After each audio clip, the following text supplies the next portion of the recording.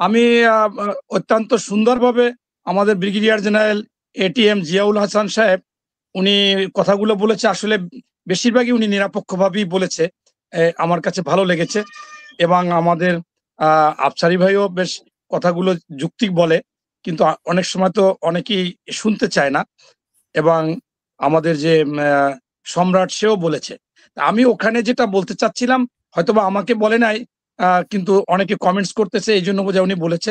আমি বলছি যে একজন ব্যক্তির কথা বলেছেন, এই শাহরিয়ার আমি টক শোতে তাকাই আছি যমুনা টিভিতে, হঠাৎ করে সে রাগ হয়ে গেল, রাগ হয়ে বলল যে আমি আপনার মেহমান, আমি ভগবান।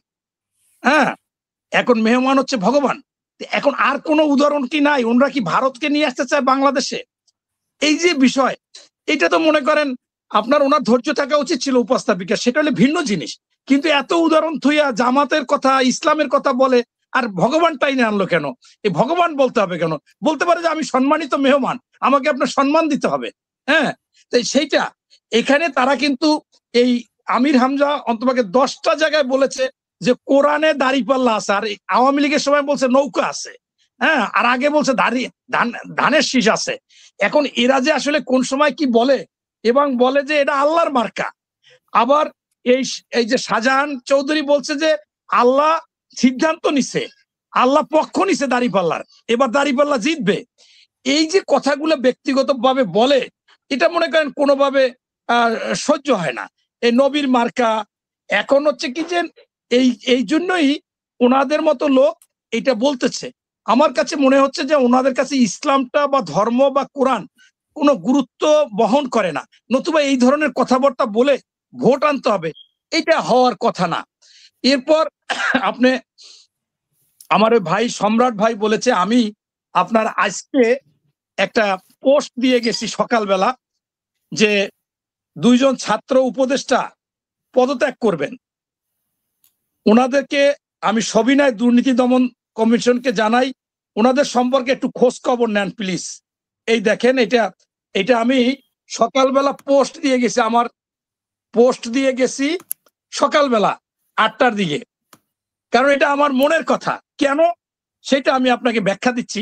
সেটা হচ্ছে যে এখানে আমাদের সম্মানিত ব্রিগেডিয়ার জেনারেল সাহেব আছেন, একজন মেজর আছেন, ওনরা কিন্তু কাছাকাছি ছিল, ওনরা কিন্তু দেখেছে যে এই সরকারটা যে হবে, জাতীয় সরকারের কথা প্রস্তাব দিয়েছিলেন, পরবর্তীতে বিকল্প দিয়েছিলেন যে যারা এই সরকারে থাকবে তারা কোনো দল করতে পারবে না এবং নির্বাচনও করতে পারবে না।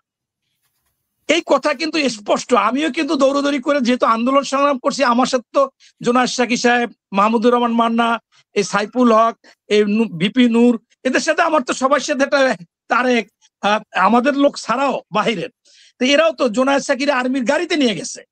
হ্যাঁ, এখন মনে করেন সেইখানে এই কথা থাকার পর তারা গেছে, তারা একজনে বাইরে দল করলো, আবার 2 জনে নির্বাচন করবে। আমি গতকালকে ভোরে ধানমন্ডি দেখেছি, একজনের বাড়ি, সচেতন লোক, তার ছেলেমেয়েরা ডাক্তার। আপনার সে বলতেছে শুনলাম আপনারা বিএনপি থেকে নাকি এই আসিফ মাহমুদের নমিনেশন দেবেন। ভোট তো দেবই না, এবং কি বলা লাগে, শক্ত কথা বলবো, ওর চাইতে পৃথিবীতে মনে হয় দুর্নীতিবাজ নাই। আমি শুনে অবাক। আমি ভদ্রলোকের কাট নিয়ে আসছি, এখন আপনাকে আমি গোপন ভাবে দিতে পারবো, ওপেন ভাবে দিলে লোকটাকে ছোট করা হবে। এরপর আরো কয়েকজনের কাছে শুনলাম, আমি বললাম আমি কিন্তু সেই আসনে 10-এ, আমার বাসা হইলে শুক্রবার। এখন যেখানে যাই সেইখানে, তাহলে মানুষ আসলে খুব সচেতন আছে। আর এই নগদে বেশি সচেতন হচ্ছে যে আপনার কাছে আমি চেয়েছিলাম একটা জিনিস, আপনি সম্পূর্ণ উল্টা করেছেন, এইটা আমি বরদাস্ত করতে পারতেছি না। আমি মনে করেছি যে আপনারা এটা করবেন, সেইটা করেন নাই, এইটা মোটামুটি কেউ সহ্য করতে পারে না।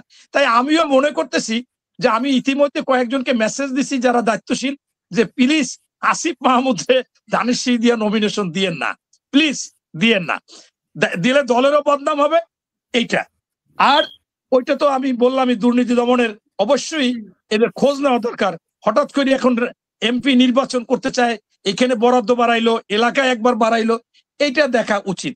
এরপর আসেন মধ্যে যদি বলেন অল্পতে, মানে একটু সংক্ষেপে যদি বলেন, এই যে ধানের শীষ আপনাদের নেতা যে বললেন, আর উনি আসার ব্যাপারে আপনারা বিভিন্ন ভাবে, আজকেও এনি সাহেব বললেন যে উনি আসবেন 10 দিনের মধ্যে, তো উনি না এসে উনি সেই অনলাইনেই কালকে নাসিরুদ্দিন পাটোয়ারি বলতেছিলেন যে অনলাইনে নাকি ভয় দেখায় আপনাদের মানে এনসিপি কে। তো কি ধরনের ভয় দেখায়? ভয় দেখায় তারপরে উনি বলছে যে প্রার্থীরা ধানের শীষ দেখে ইয়ে করার জন্য। তো আপনারা আসলে তারেক রহমান কি ভয় দেখাইছে উনাদেরকে সেটা একটু বলবেন। আর ধানের শীষ কেন? আপনারা তো অনেক প্রার্থী দিয়েছেন খুব বিতর্কিত। তাদেরকে কিভাবে ধানের শীষ দেখে ভোট দিবে? আপা আমি আউট হয়ে গেছিলাম যখন, আমি তখন কেমন যেন শুনতেছিলাম আপনি যে এবছর টাকা পয়সা নিয়ে নমিনেশন দেওয়া হয়েছে।